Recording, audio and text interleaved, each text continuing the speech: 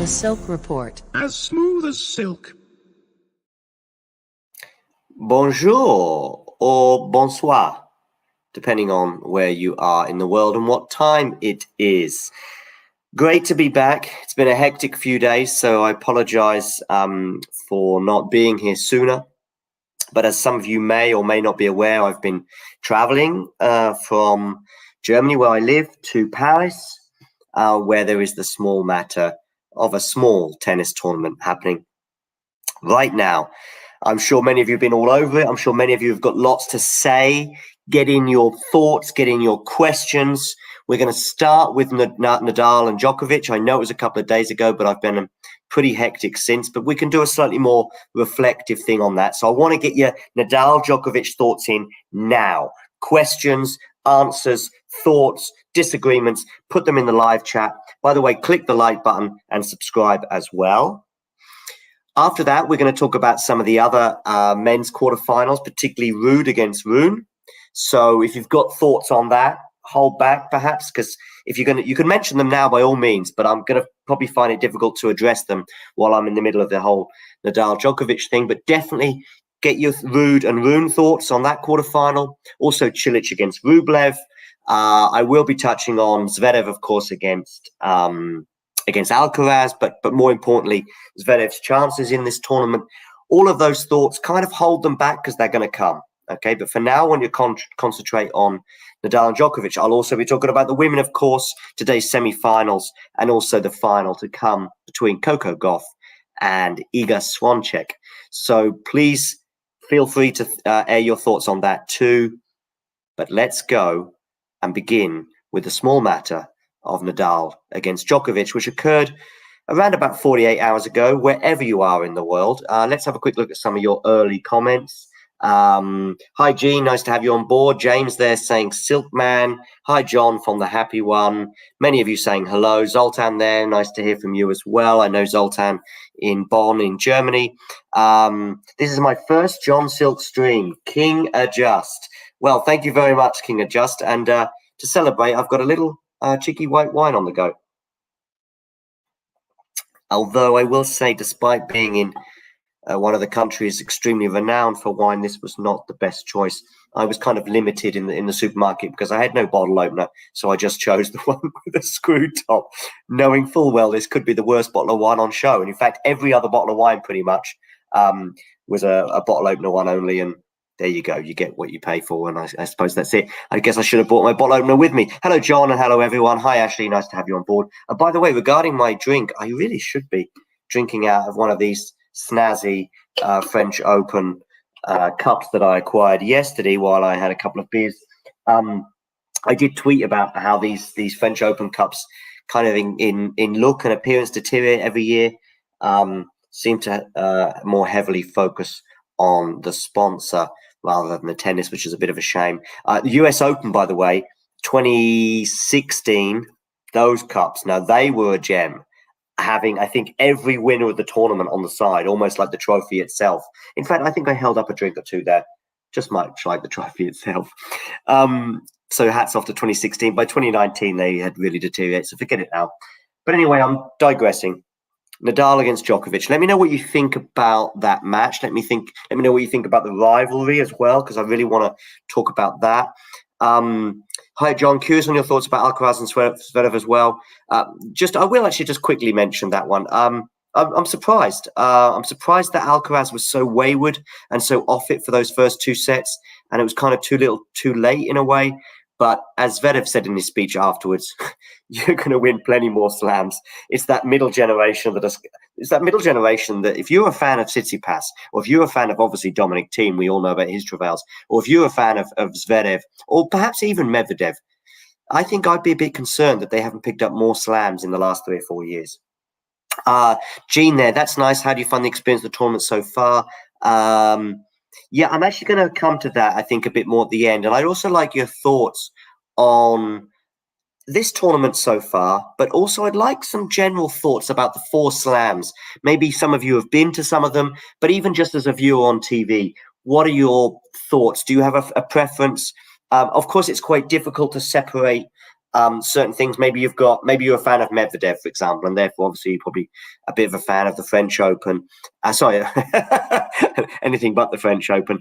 If you're a fan of Medvedev, I'm sure you have a penchant for the hard court slams, etc., and so on and so forth. I get that, but if you can try and put that aside, Gene, by the way, that's Sam there with a new picture of Nadal, nice in his new outfit as well. Okay, I've been blabbing on a lot. John, call yourself a Rafa fan. You're way older than me and JG, so you should be telling us believe in Rafa jokes. Hi, John. Hey, Sam. Let's talk about this, because we can talk about this from a 48-hour later perspective. I have predicted Rafa Nadal to win many times. I predicted Rafa Nadal to lose many times. But my predictions are not swayed by my fandom. My predictions are made on what I believe to happen, not what I want to happen. You may be a fan of Wycombe Wanderers. You may be a fan of West Ham even. And you may be West Ham against Real Madrid. And you're desperate to see West Ham win. But do you really think that West Ham will beat Real Madrid?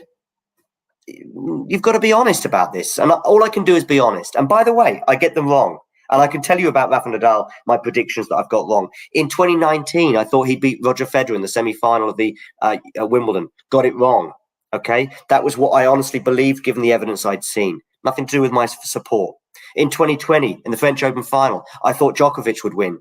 Got it wrong. Nothing to do with whether I like Djokovic or not, or whether I'm a fan of Rafa Nadal or not. 2021, French Open semi-final.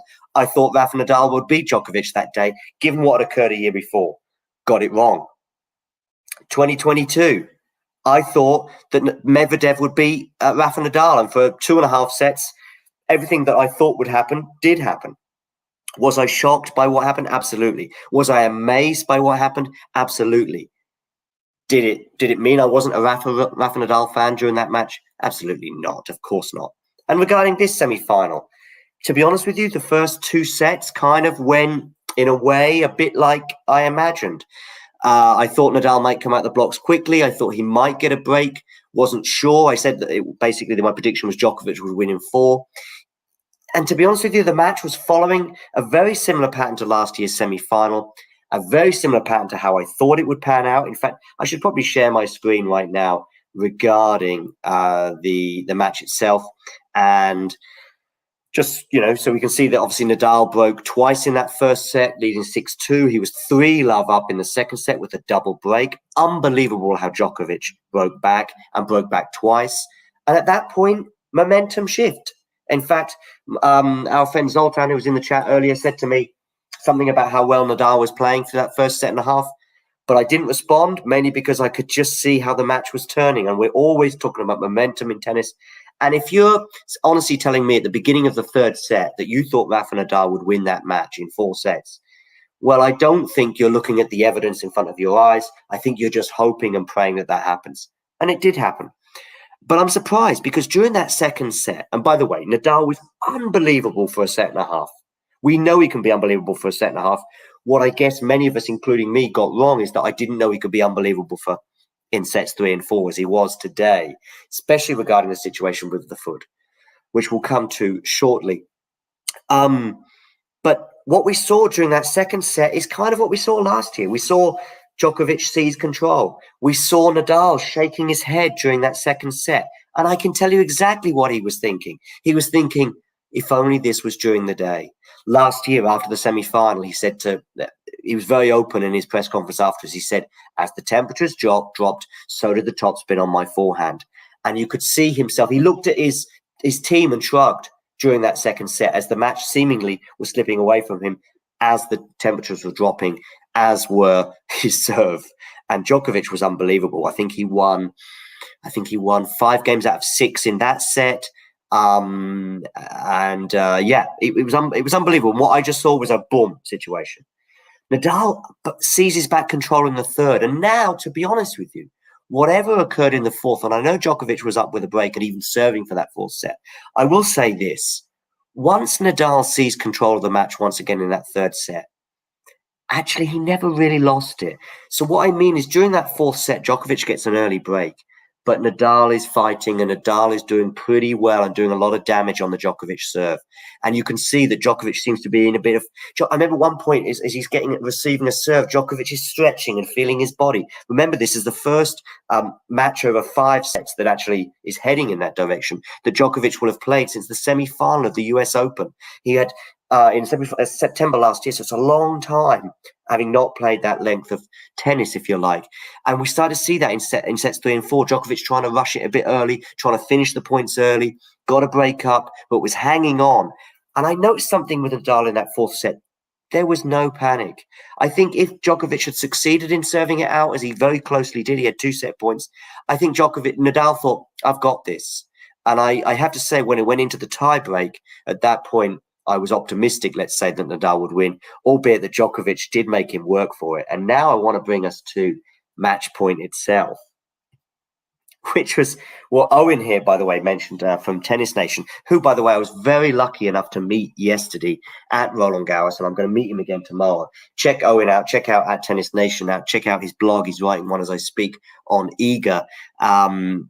He's done some excellent stuff, and he's actually got a pinned tweet as well, which I really loved, regarding Nadal at the the Australian Open and his relationship with the Australian Open in general. So definitely check him out. But what Owen tweets here is, can't get over how Nadal won this with a backhand down the line winner, which is probably the ground strike he likes for going least, which is a really good point. I'm going to come back to the live chat at this point and see what you guys are saying, because it's very important. I was really surprised how Rafa broke back and won the 4th set, but the man is just on another level, Ems. Yeah, at this tournament and on this court in particular, time to have a little breather. Coming back from 5-2 to win the match is insane. I ate and came back to the stream to see it was 5-5. I was thinking, wow. Yeah, but like I say, I just had a feeling that the match had turned at the beginning of that 3rd set. Everyone, including me, thought the night conditions were going to favour Djokovic, but Nadal was able to extend the rallies, and it was difficult for Djokovic to hit through the court. Yeah, but there was also a point, I think, in the 5-3 game, actually. And I think this probably told us a bit about Djokovic's situation. Nadal does a drop shot, okay, in that crucial, probably the most important game of the match, arguably, that 9th game of the 2nd set. Nadal does a drop shot, and by the way, I've seen it a couple of times against Felix and also today. It was a poor drop shot. It was the 2nd worst drop shot you can do, basically. The worst is obviously a drop shot that is dumped into the net, but the next worst is one that lands on the service line. And this one did. I'm not even sure if it landed south of the service line, but it was nicely set up for Djokovic. And Djokovic didn't even run for it. And I thought, that was bizarre. It was bizarre because if that had been a really good drop shot, dropping just over the net, say a meter over the net and spinning back, you'd still expect whoever it was, but Djokovic in particular, to be scrambling for it. And yet, this was a poor drop shot, and Djokovic wasn't that far away from it. I think if he's 100%, he gets that drop shot. And I think Nadal probably noticed that, amongst other things, which filled him and even me with plenty of confidence through that 4th set and especially into the tiebreaker. Ginger Al, that drop shot. Yeah, exactly. The happy one. JG called you out, John, for not believing. Yeah, I know. We've already addressed that. And I think we all know about that. More than happy to discuss that, but probably happy to discuss that at a different time. I think regarding being a fan of his or not is all about whether you tune in, whether you give him 100% support at all times. Absolutely. I'm not someone who just turns off the TV, gives up midway through that Australian Open, says this is done. Not at all. I'm not someone who just is a bit tired, so I don't get up early in the morning to watch him play against Berrettini in the semi-final of the Australian Open, or even against Manarino early on in the tournament. Sam, it was weird that Djokovic was trying to end the long rallies. Yeah, well, I think, as I say, I think I've addressed that a bit. Djokovic will be fine. He'll be back. He's got more 5-set matches to come, no doubt, at Wimbledon, where he's still the favourite despite this and many other things. Rafa opened RG at plus 300, whereas in years past the books had Rafa over. Oh, I see. Regarding Duram there, Duram. Yeah, I know what you mean. Basically, yeah, he wasn't so heavily backed in this year's tournament. Probably a bit like 2015. I felt, and Nadal mentioned it himself. So whatever you think about the predictions, etc., Nadal mentioned it himself. He said going into this match was like in 2015, where Djokovic was the heavy favourite. So Nadal is saying that, and I felt similar. I think I gave him a slightly better chance than 2015. I made Djokovic the favourite, got it wrong. And by the way, I'm going to get more predictions wrong. And by the way, I would be particularly concerned if I was a Rafa fan, because actually I think he will beat he'll beat Sasha Zverev. And given my track record on Rafa Nadal, I would be very concerned about that. Okay.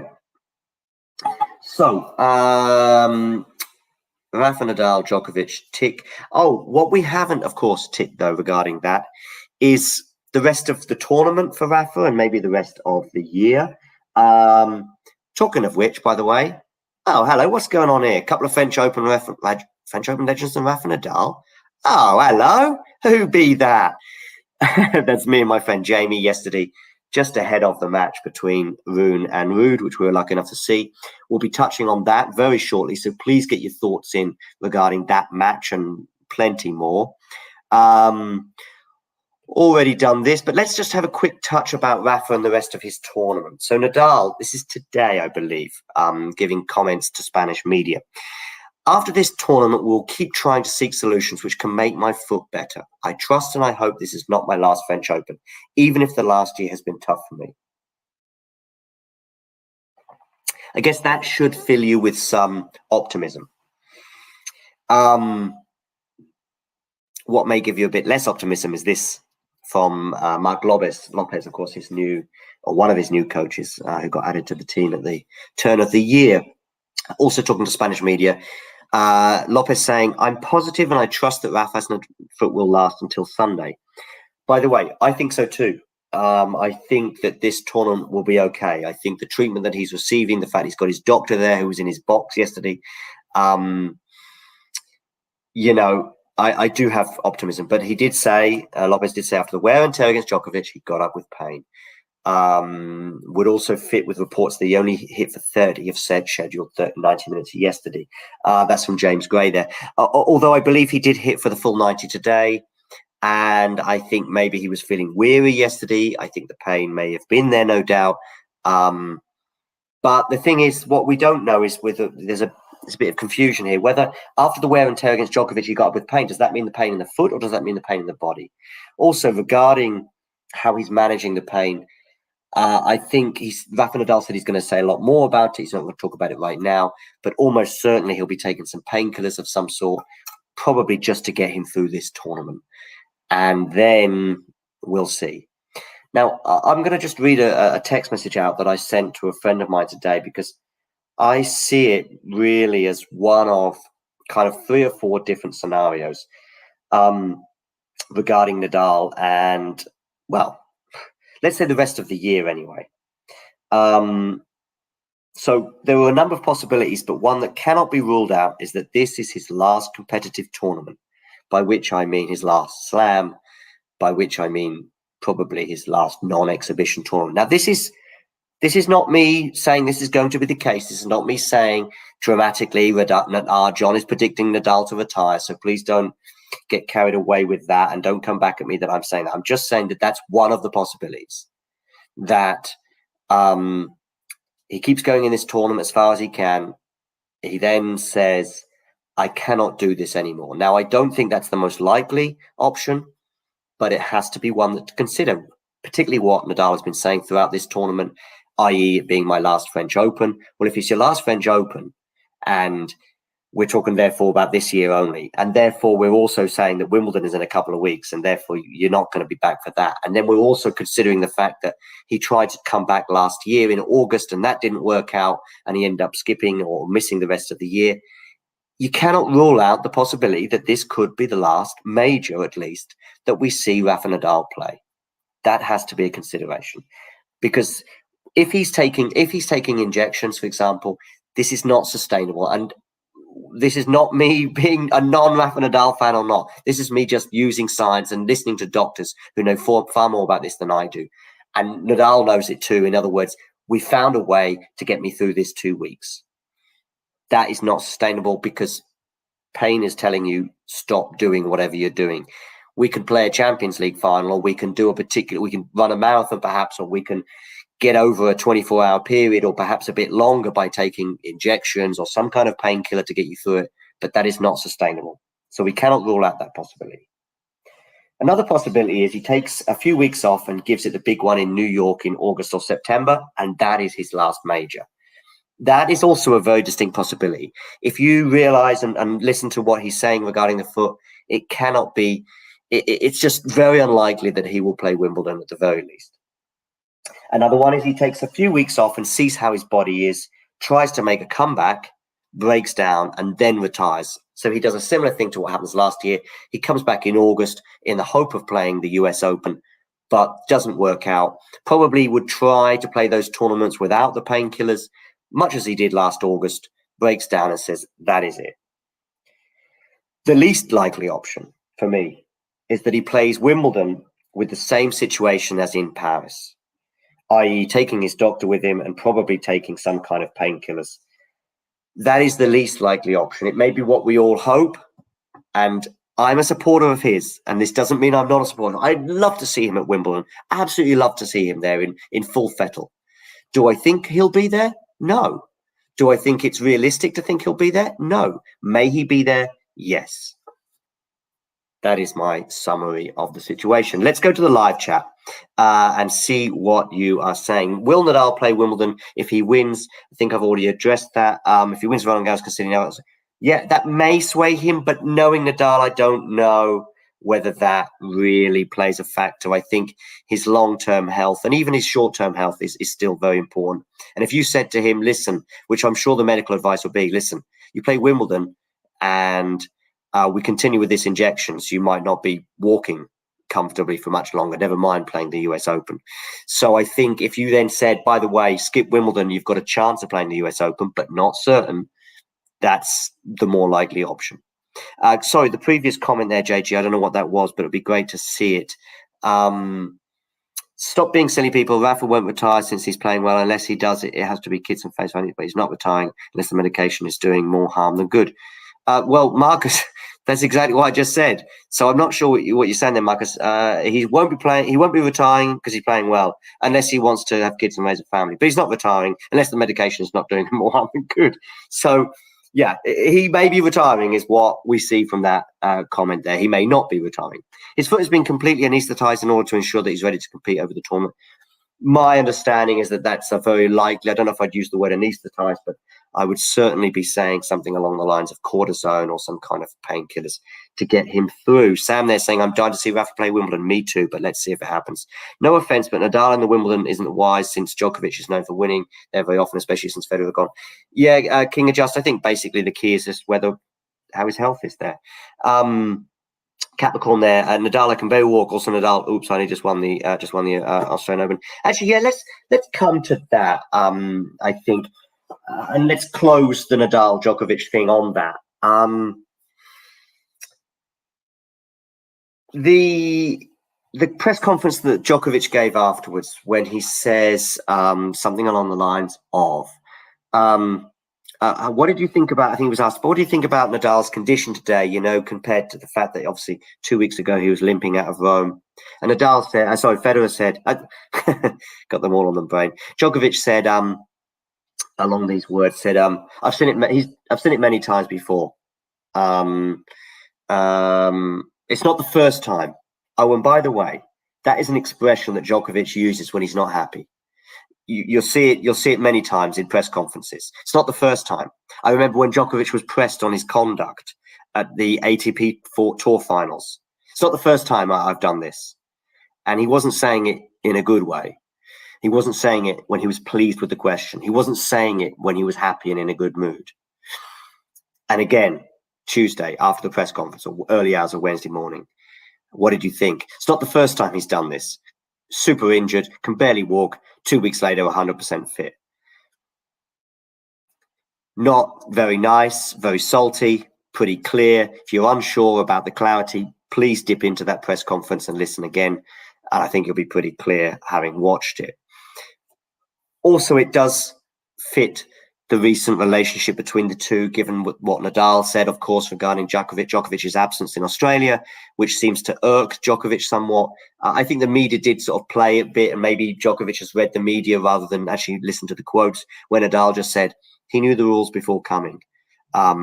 That was the only sort of shade that Nadal threw on Djokovic. The rest of the time, he was actually quite complimentary. In fact, he even said to one journalist, when journalist said, "Do you think that he should be banned?" No, he said, "Not at all. I want him to be here. I think he should be here. I hope he's at tournaments again very soon." But anyway, Djokovic and also the media probably tended to dwell on other things. We saw the exchange at the net. We saw this coldness. And I think one thing that struck me this year, since Djokovic came back to the tour, he doesn't call him Rafa anymore. Used to call him Rafa all the time in exchanges, talking about his rivalry. Now, since March, since I first saw interviews with him again after Australia, friendly interviews where he's on the TV giving a preview to Monte Carlo, for example, and also talking about previous Monte Carlos. Madrid, very similar on the ATP Tour video output that they have, where he just says, Nadal, this happened against Nadal, that happened against Nadal. No more Rafa, no more warmth. I don't think they were ever that close, but I think any potential warmth before has gone.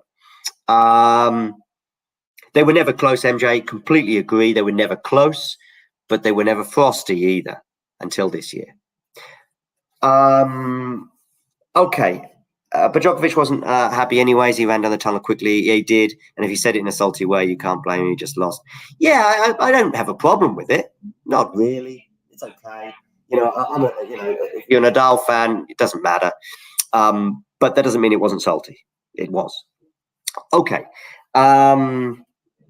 Let's move on. I think we've done plenty on Nadal and Djokovic, and now there's plenty of other stuff to talk about on the topic of salty anyway. Last night, as I said, I was fortunate enough to see Casper Ruud against Holger Rune, where Ruud won in 4 sets. By the way, I predicted that Ruud would win straight sets, so I got that wrong. So feel free to pick me up on that one. Anyway, Ruud was the better player throughout. I think even that second set, Ruud managed to sort of snatch it, if you like, from Ruud rather than the other way around. But Ruud is a star in the making. I think his serve needs to get a bit better, as we saw yesterday.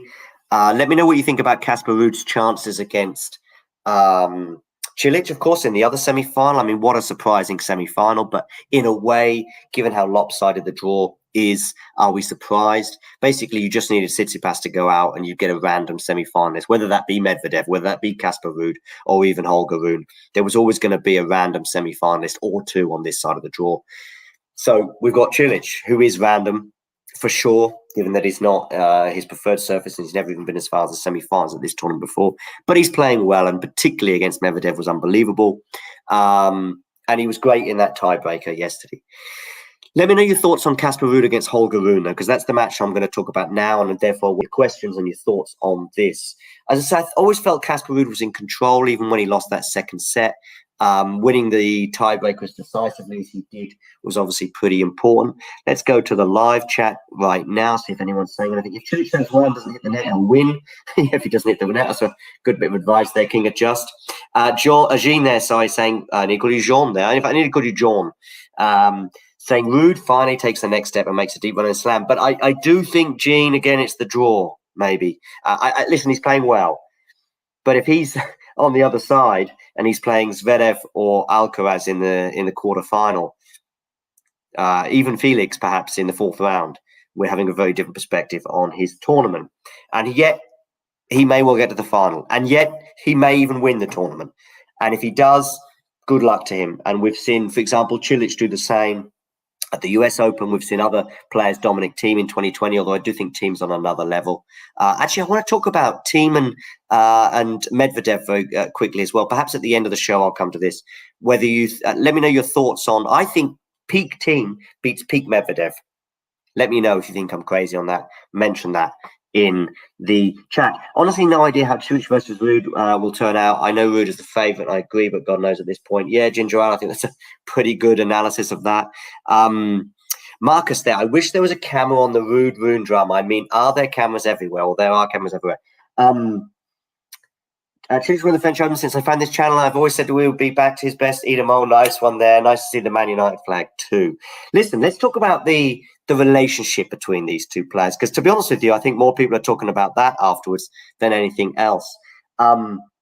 What do I mean? Well, Rune is a bit of a character, let's say, and he can upset people in the way he behaves. But on this occasion, Rune is the one who's accusing Casper Ruud of behaving in an unsavory way.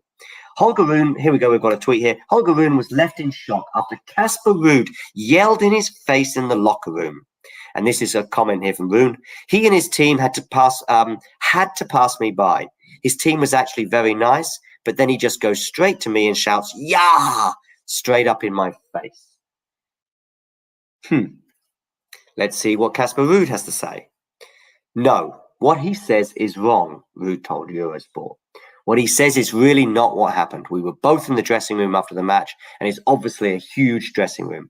There were many players, so we were just in our own part of the room all the time. I took an ice bath, ate some pizza, and listened to music before we went home, while Holger sat in his part of the dressing room. How he creates the story of me shouting yes straight into his face is just a lie. It never happened. It's a big lie. It's disappointing that he creates these lies about me. For me, it doesn't matter if he thinks I'm a player who doesn't follow the fair play rules. That's not what really matters. That's his personal opinion. But to put out lies, let's see if I can finish reading this. But to put out lies about me like this is not right. I really wish this is the last time we're talking about something like this. So let me know what you think in the live chat over this kind of latest episode of drama. Maybe is something. Yeah, it doesn't sound like Casper Ruud. Yeah, that's what I thought. That's what I thought. I think Rune had also said some things as well that annoyed him. I want the video evidence. M says, yeah, well, maybe we'll be in a courtroom again very soon. The year of both film and tennis seem to have been as much about courtrooms as the spotlight itself. Team beat Medi in US Open 2020. Yeah, I think that's a really important point regarding that general point I was making earlier. And I do apologize for the digression there. Everyone, please like this video. Marcus, absolutely right. I hope you've clicked like, and I hope everybody else does too. Joe Gann there saying they're worse than teenage girls. Well, perhaps we should leave that debate at that point and let everybody make their own decisions. Okay. Ruud, Cilic, let me know how you think that's going to go, by the way.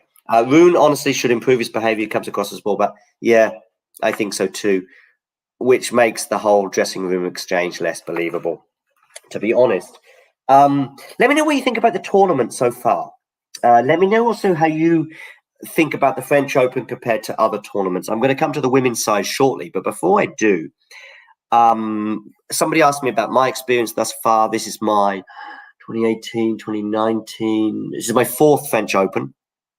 And actually, they made a big improvement in 2021 compared to 2019 in terms of the fan experience, I think, in terms of the big screen they have now. And they have chairs laid out, and it's got a really good vibe.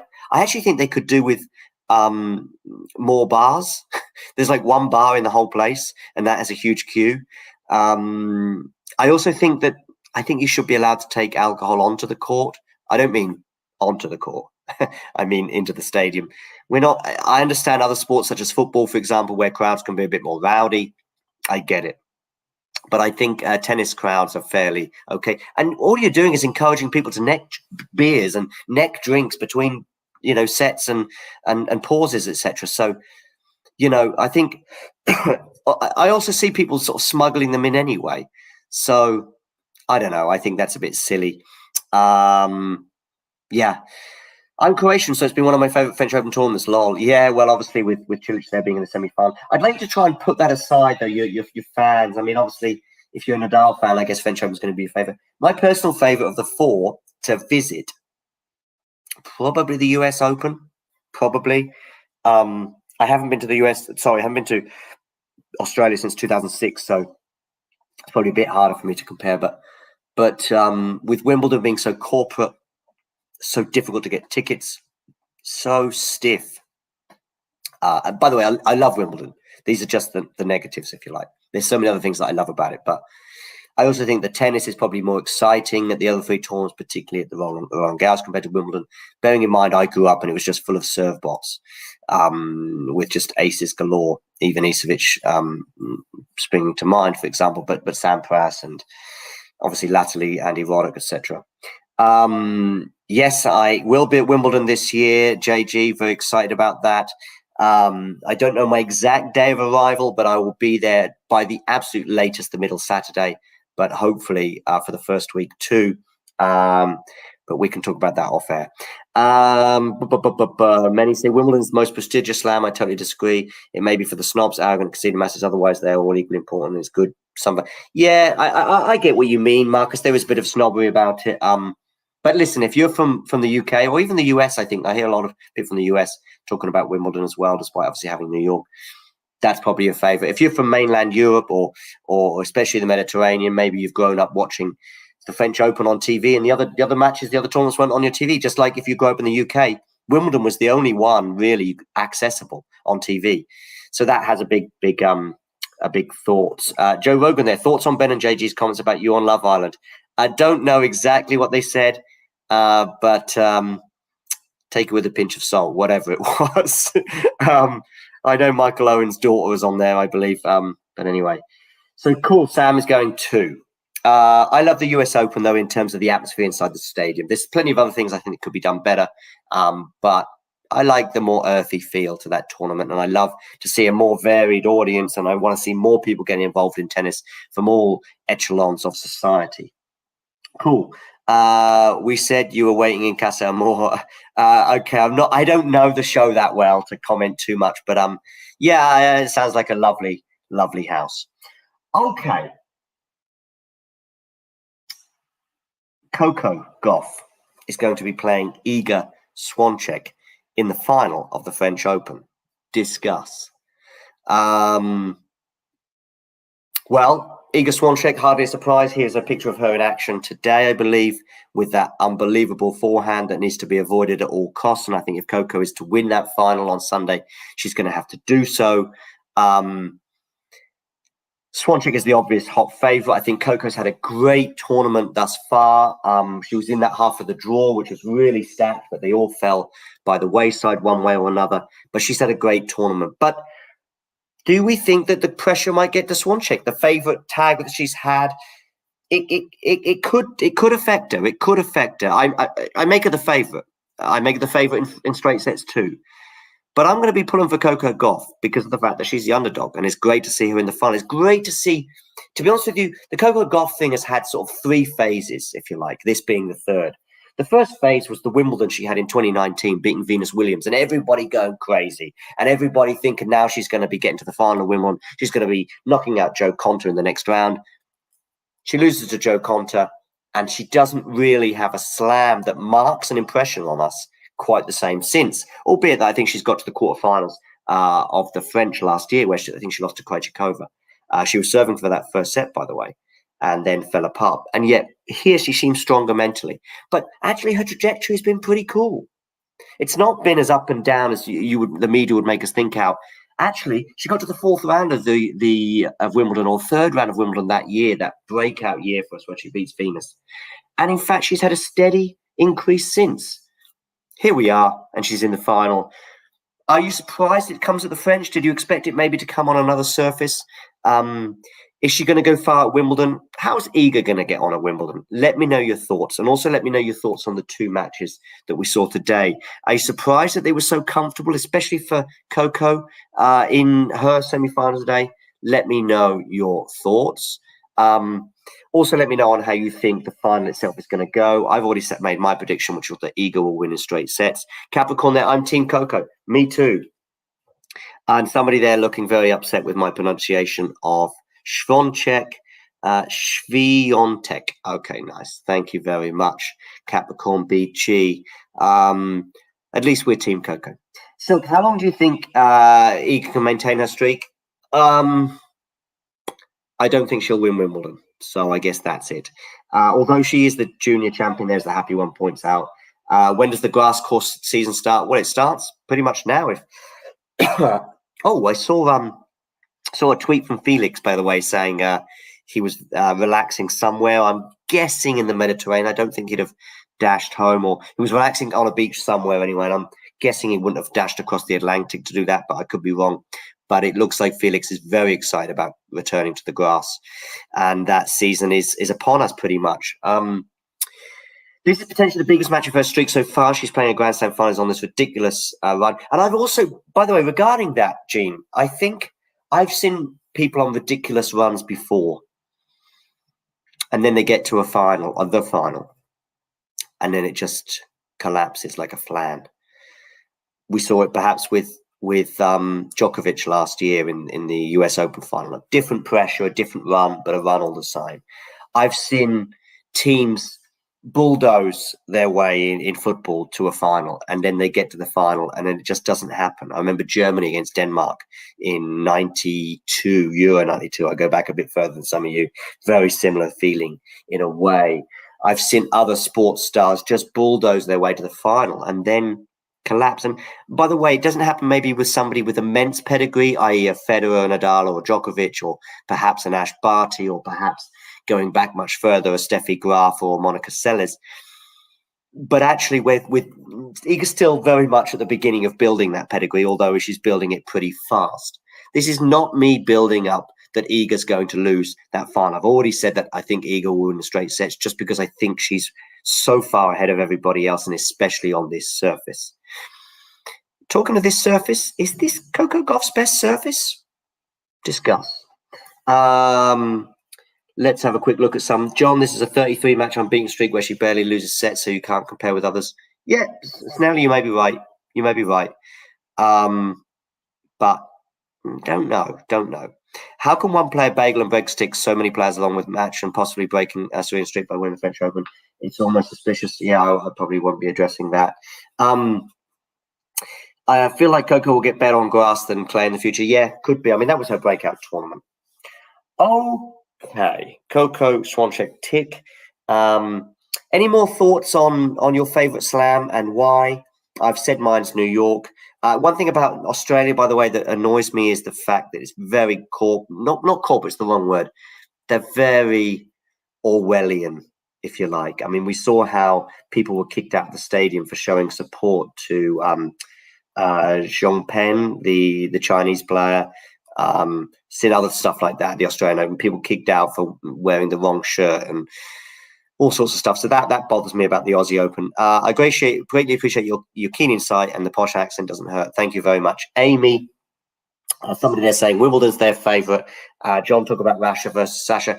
Listen, actually, on that point, Rafa versus Sasha, I do have to bring this to a close. And we will just touch on two men's semi-finals because they're going to be on tomorrow. The beginning, by the way, is Nadal versus Zverev, a semi-final preview that's going to come up. So please tune in for that with JG and Ben discussing. I'll try and join the live chat for that, but I may have had one or two more wines by then. Tomorrow, of course, you'll get both men's semi-finals, starting with Nadal against Zverev, followed by Ruud against Cilic, both in the afternoon here in Europe. I will be at both of those matches. Cannot wait before Saturday's final, which will also be on GTL on Saturday.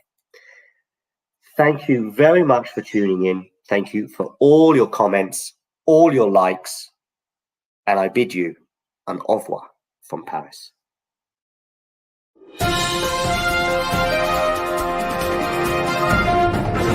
The Silk Report.